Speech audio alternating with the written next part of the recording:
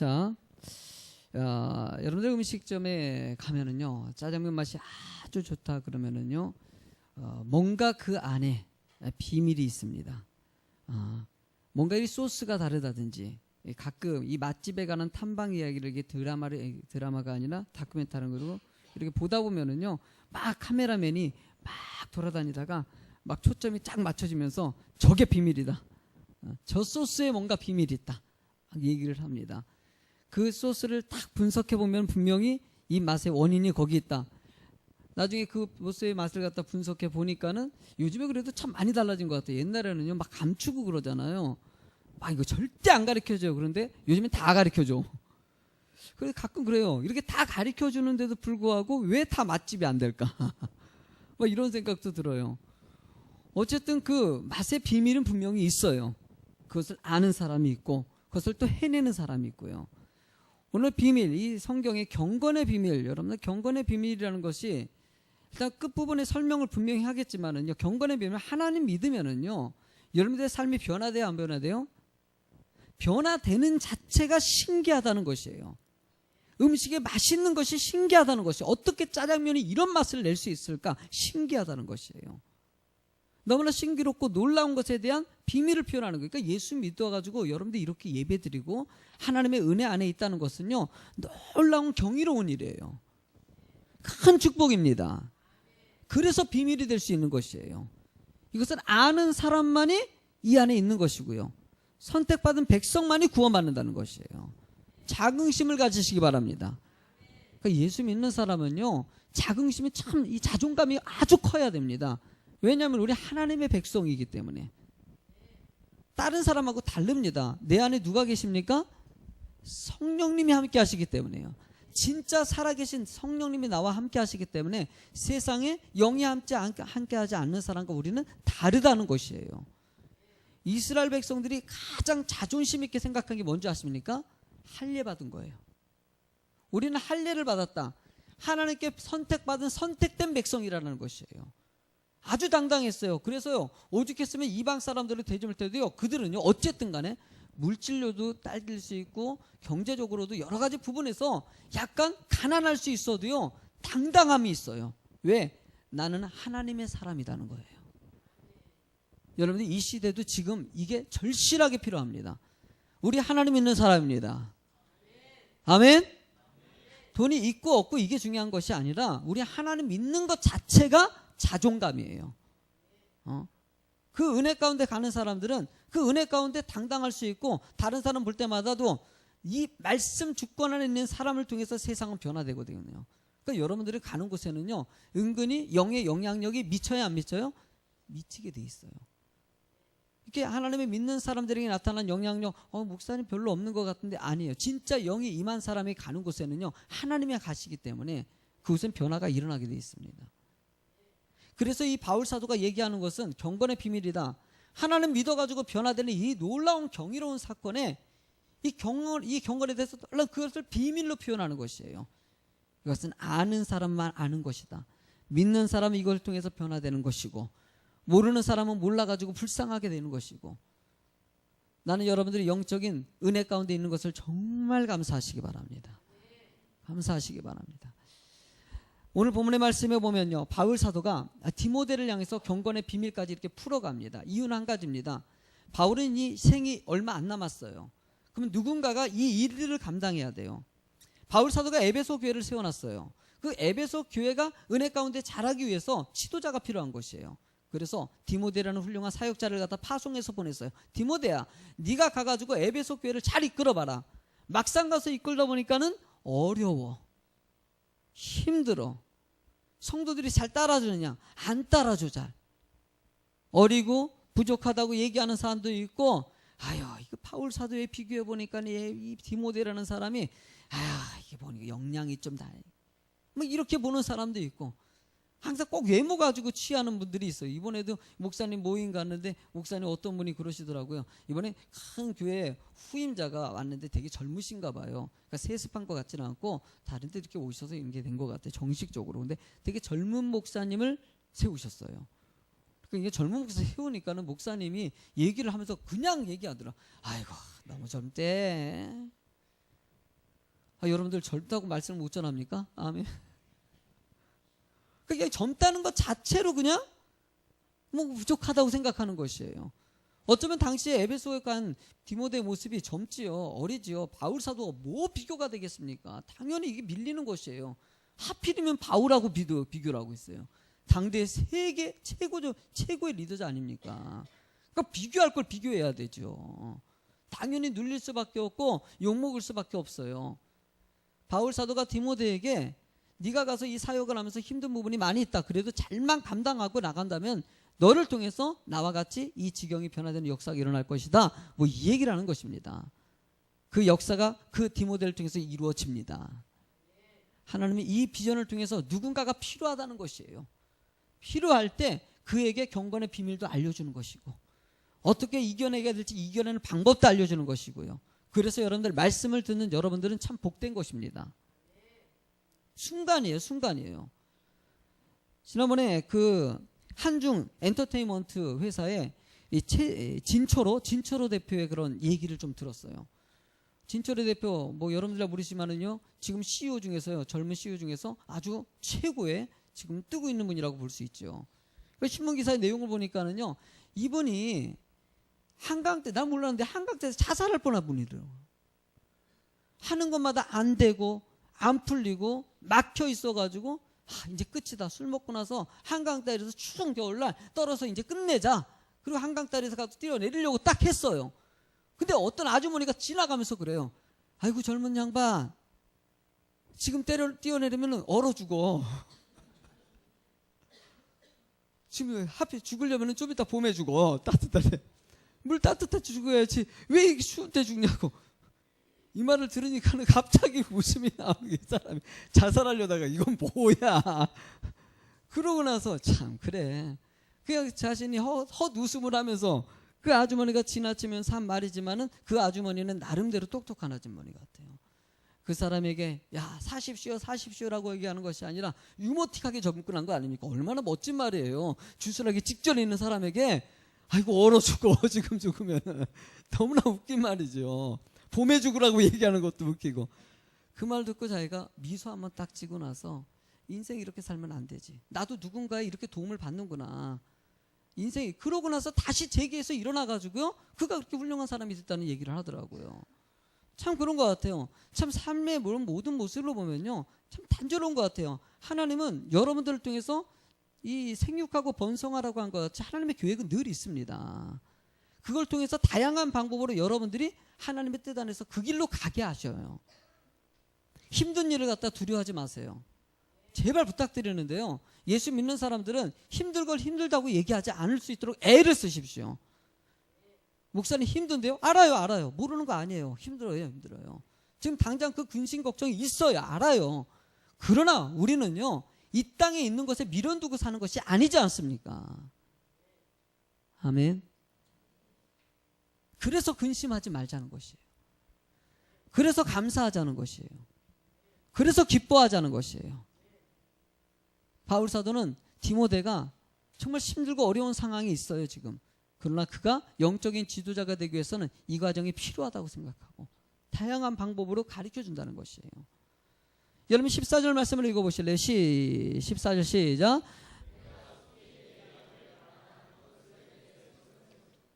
여러분들 속히 가려고 했는데 지금 참 그런 것 같아요.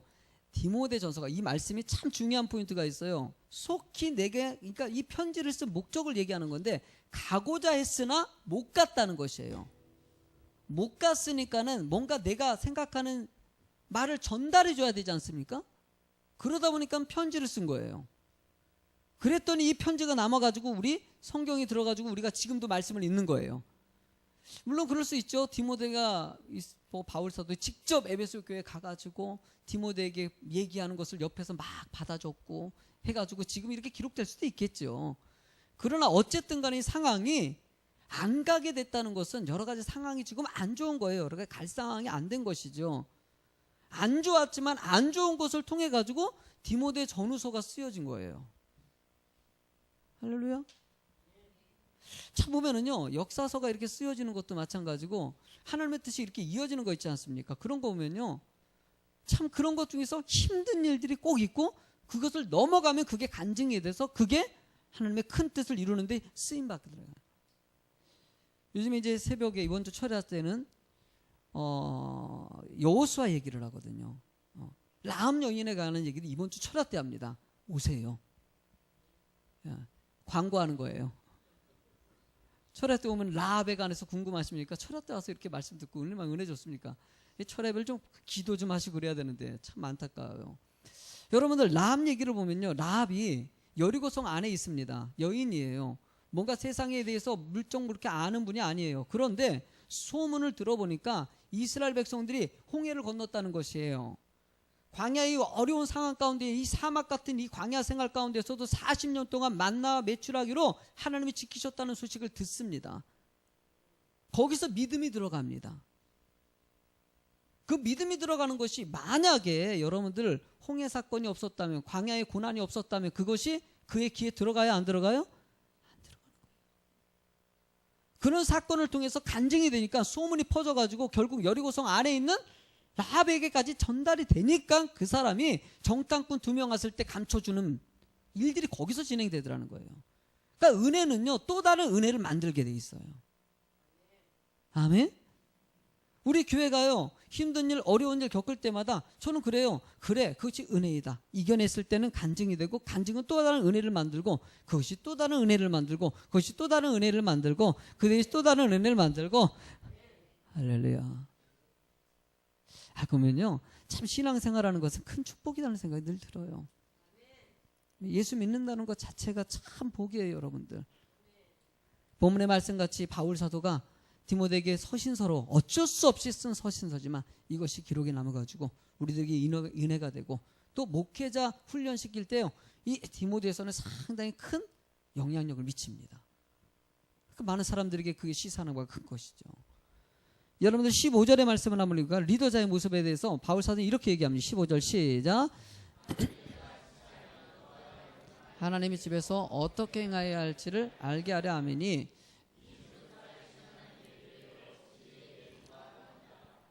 자, 말씀의 전반전 리더자는 어떻게 해야 될까라는 것을 얘기하는 것이에요.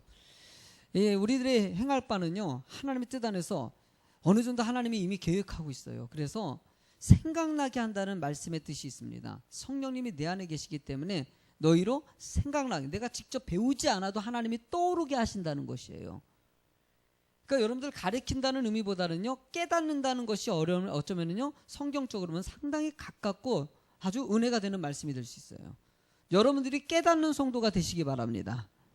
깨달아가지고 하나님의 말씀대로 행할 수 있는 방법들을 잘 찾아낼 수 있는 성도가 되는 거. 본문에서도 바울 사도가 이거는 리더자의 모습은 꼭 필요한 것이 있다. 잘 아는 사람이 돼야 되고, 잘 이끌어올 수 있어야 되고, 그러기 위해서 너에게 필요한 것들을 다 채울 수 있어야 된다라고 얘기하는 거예요. 제일 무서운 사람들이요, 이 교회 프로그램이 세상 일도 마찬가지인 것 같아요. 이런 말이 있어요. 무식하다는 거 있지 않습니까? 모르는데 하려고 하는 것이 제일 무서운 사람들이에요. 우리나라 장관을 세우는 건데, 정치 얘기보다는 장관 얘기니까 하겠습니다. 만약에 보건복지부 장관을 갖다 세울 때 그런 쪽으로 상관이 없는 사람이 그냥 행정적으로 이끌기 위해서 그런 보건복지에 관련도 없고 사회복지 출신도 아니고 아무것도 모르는 사람이 세워놨다. 여러분, 그래요. 잘할 수 있을 것 같아, 못할 것 같아. 이것이 궁극적으로는 잘하지 못해요. 왜? 그것을 잘 모르기 때문이에요. 알아야 된다는 것이에요. 우리나라에 낙하산식에 이렇게 사람을 갖다가 이렇게 일을 갖다 맡기는 것이, 이거 절대 잘못된 것입니다. 거기에 전문성을 가진 사람이 그 일을 해야지 그것이 올바로 갈 수 있다는 것이에요. 교회에서도 일을 할 때요, 성도님들은요, 가끔가다 그럴 때가 있어요. 이런 무슨 행사를 진행할 때 보면요, 뭐 불평할 때가 있어요. 아이고, 체육대회를 갖다 왜 이렇게 하는 게 아니지. 응?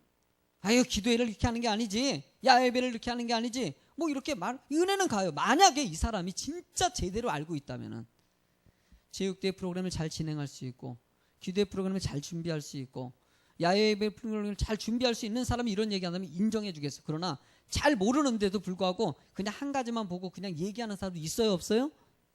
있어요. 이런 사람들이 나한테 맡겨주세요, 이럴 때가 있어요. 여러분들이 맡겨줘가지고 잘 될까요, 안 될까요, 여러분들? 안 돼요. 여러분들 대부분 시험 드는 것은요, 잘못된 의로운 정의감이라든지 잘못된 모순 때 모르면서 열정이 생겼을 때 문제가 생기는 거예요. 나는 여러분들이 아는 자가 되길 간절히 소망해요. 알고요, 안 상태에서 열정도 가치를 만들어낼 수 있는 것이에요.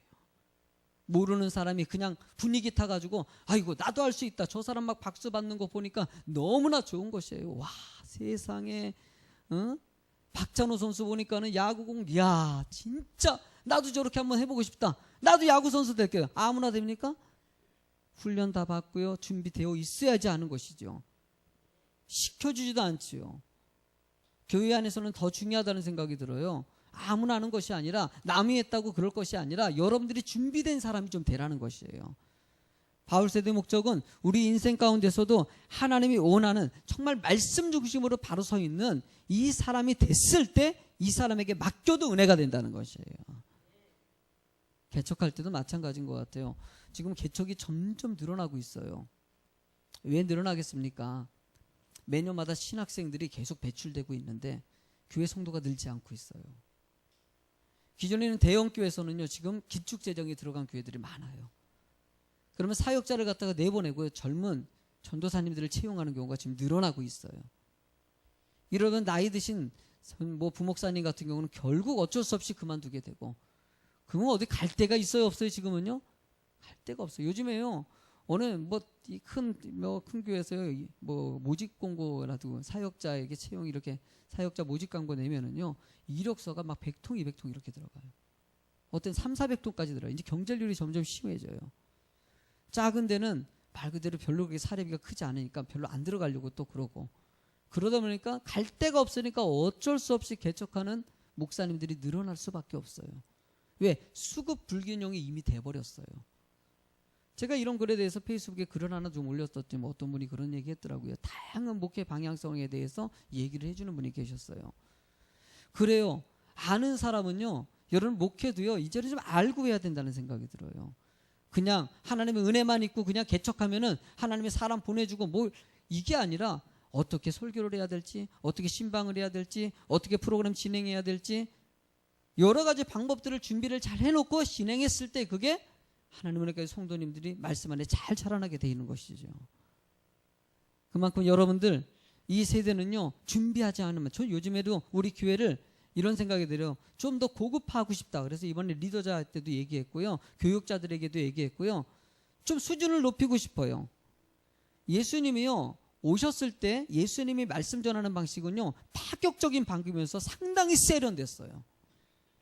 이전의 선지자들은요, 그냥 아주 딱딱하게 그냥 말씀 선포하듯이 독사의 자식들아,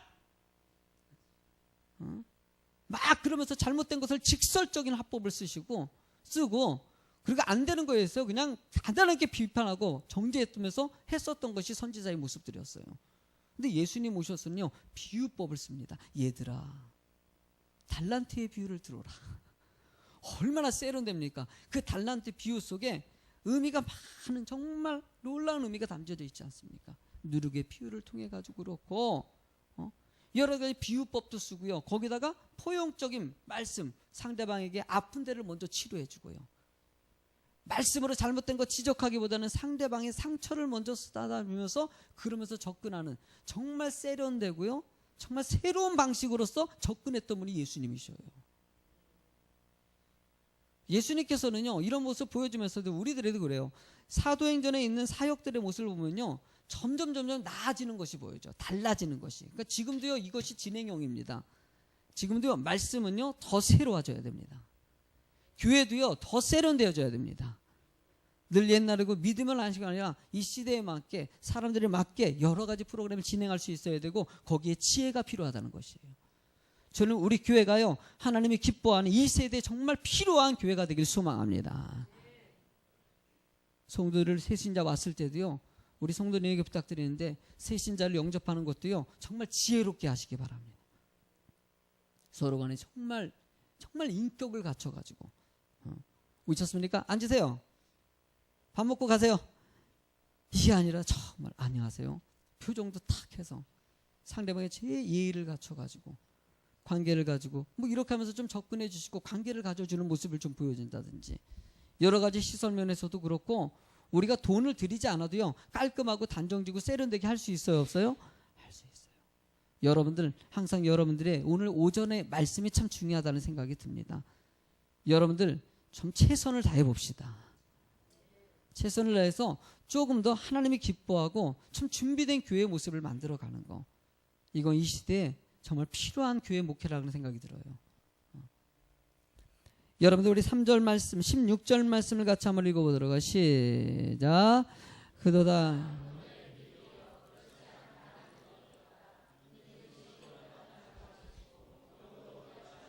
되시고 보이시고 만국에서 전파되시고 세상에서 믿음 받으시고 영광 가운데서 울려지셨느니라. 여러분들 경건의 비밀이라고 앞에 딱 해놓고 나서 그 경건의 비밀을 이루는 것에 대해서 설명하는 부분이다. 여러분들 경건의 비밀이라는 거 아까 얘기한 것 같이 예수 그리스도를 믿고 그 은혜 가운데 살아가는 성도님들의 변화된 모습을 얘기하네요. 여러분들이 제가 가끔 얘기하죠. 박정은 목사라는 사람이 얘가 이 자리에 있다는 것이 저도 기적같이 느껴져요. 내 친구들은요 이런 말을 많이 써요. 네가 목사 된 게 기적이다. 그래요. 그분들 입장에서, 친구들 입장에서는 그렇죠. 옛날의 모습을 보니까 예수님이 도대체 어떤 분이시길래. 그래서 내 친구들 중에서는 나 때문에 예수 믿은 친구가 있어요. 아니 그러니까 걔 입장에서 그래도 그 친구 말입니다. 이해하시고요. 너무 이상하게 듣지 마시고 저 인간이 저렇게 변화될 줄 몰라서. 맨 처음에 그러고 나서 하나님 믿어가지고 안수 집사까지 돼가지고 진짜 고마워요. 그게 왜냐하면 경이롭지 않습니까? 어떻게 나 같은 사람이 변화될까? 근데 여러분들도 경이롭지 않습니까? 안 그래요? 참 성격 알잖아요. 가슴에 손을 놓고 생각. 아직도 부족하죠. 아이고 성격도 그렇고 아이고. 그런데 이 부족한 사람들을 하나님께서 사용하셔가지고 이 자리에 있게 하시고 하나님 믿게 하셔가지고 천국 백성 삼으신 거, 여러분들 지금도 싸우고 있는 거 느껴지잖아요? 여러분들 속에서요? 얼마나 저도 그래요. 지금 뭐 싸움이에요. 예? 끊임없이 싸움이에요. 왜? 내 영에 하나님 온전하게 하나님이 원하시는 말씀대로 사느냐 아니면 사단이 유혹하는 그대로 사느냐, 이것의 갈림길이죠. 늘 싸워요. 이랬다가 저랬다가 이랬다가 또 저랬다가. 여러분들 그러면서 믿음으로 가는 거예요. 할렐루야. 여러분들 그래도 우리는요 믿음이 있다라는 것이에요. 하나님이 나와 함께 하신다는 사실이에요. 이거 놓치지 마십시오. 놓치지 마. 이런 경이로운 일에 여러분들이 이 자리에 있다는 것이, 내가 이 자리에 서 있는 것은 주의 은혜라. 놀라운 주의 은혜라. 정말 놀라운 일이야. 그 놀라운 일이 생깁니다. 예수 믿으세요. 이것이 경건의 비밀이에요. 그러니까 경건의 비밀을 이루기 위해서 무엇이냐, 그 뒤에 설명된 것은 뭐냐면요, 예수 그리스도 이 땅에 오신 것을 얘기하고요, 이 사실에 천사가 역사한 것들, 예수님께서 죽으시고 부활한 사건들, 그리고 다시 온다는 얘기들을 갖다 풀어서 얘기해 놓은 것이 뒤에 있는 내용이에요. 여러분들 그 분을 믿기만 하면 우리도 경건의 비밀을 얻는 자가 된다. 아멘. 여러분들 이 자리에 있는 것을 정말 감사하시기 바랍니다. 여러분 이 경이로운 비밀 속에 아직까지도 이해가 안 가십니까? 조금만 더 기다리십시오. 조금만 더 말씀 속에 깊이 들어가 보십시오. 말씀을 잘 모르는 사람들이 의심하는 것이에요. 모르기 때문에 비판하는 것이에요. 왜 그럴까요? 딱 한 가지예요. 계속적으로 모르기 때문이에요. 모르면 그것에 대해 왜 저럴까라고 얘기해요. 정말 정확히 아는 사람은요 비판하지 않습니다. 왜? 상대방에게 오히려 격려해주면 격려했지 비판할 수가 있지 않습니다. 저는 예수 믿는 사람들에게 이런 부분에 대해서 정확하게 좀 알았으면 좋겠다는 생각이 들어요. 우리 예수 믿는 사람들은 정말 다르구나. 겉으로 봤을 때는 너무나 힘들게 느껴지만 그 안에 들어가면 뭔가 다르게 있다는 것이에요. 여러분들 이런 얘기한 사람이 있어요. 예? 인생은 가까이 보면 비극이지만 멀리서 보면 희극이다. 여러분 보면은 그래요. 이렇게 표현한 것도 있지만 우리 하나님 믿는 사람들은요 삶 가운데 힘들고 어려운 상황이 있지만 우리는 희극입니다. 아멘. 우리는 해피엔딩이에요. 믿으십니까? 지금은 이런 일, 우리는 난 그것이 은혜예요. 지금 부족할 수 있어요. 그래도 궁극적으로 봤을 때 우리 축복의 사람이기 때문에 그 비전 가지고 최선을 다해서 성품을 바꿀 건 바꾸고 겸손하게 만들기도 하고, 온유하게 만들기도 하고, 충성하게 만들기도 하고, 사랑하게 만들기도 하고, 긍휼한 마음 가지시고요. 여러분들 이 은혜 가운데 살아가는 것이 우리들의 모습이 되어야 된다는 것이에요. 그 누가 계시기 때문에, 성령님이 함께 하시기 때문에 이 모든 것이 가능하다는 거예요. 악보 하나 준비해 줄 수 있나요? 그 주님의 성령을 내게 부어주소서. 이거 모르죠, 혜란이? 응. 주님의 성령을 내게 부어주소서. 이거 안 불러봤지? 근데 그건 넌 잘하니까 그냥 몇 번 치면 칠 수 있을 거야. 악보 있나? 악보 한번 찾아봐요. 이게 생각이 나네요. 이 성령님이 함께 하면은요, 하나님 그 은혜 가운데 살아가는 사람들이 모든 것을 이겨낼 수 있다는 것이에요. 이 찬양 너무 좋더라고요. 주님의 성령이 우리 안에 계신 걸 믿으십니까? 믿으십니까? 그 성령님이 역사하시는 거예요. 내가 하는 게 아니라, 바울 사도도 디모데에게 얘기하고 싶은 초점 뭐냐면은, 네가 하는 것이 아니라 네 안에 역사하시는 성령님을 의지하라. 그러면 그 사람이 너를 경이롭게 만들고 놀랍게 만들고 축복해 주신다. 뭐 이 얘기를 하는 것이에요.